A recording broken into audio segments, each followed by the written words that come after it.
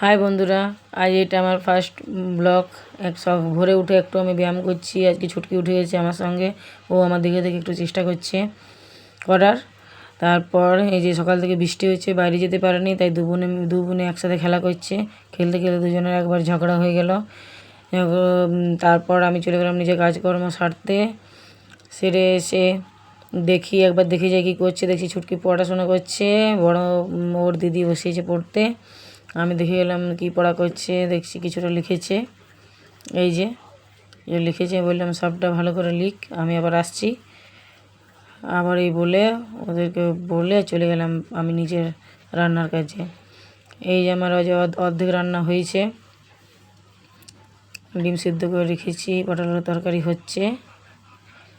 আর এই যে তরকারি প্রায় হয়ে এসছে।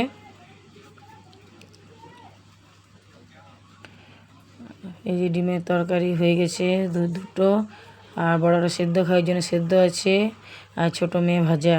তিনজনে চারজনে চার রকম। এই যে ছোটো মেয়ের খাবার রেডি হয়ে গেছে খাবারের জন্য। এটা বড় মেয়ের খাবার। বাড়িতে ছিল কিছুটা লঙ্কা, বৃষ্টি পড়ছে পচে যাবে, তাই বকগুলো ছাড়িয়ে রাখছি। আর আজকের আমার এই পর্যন্ত ব্লগ। যদি তোমাদের ভালো লেগে থাকে তো লাইক কমেন্ট করে আমার পাশে থেকো। ঠিক আছে, ধন্যবাদ।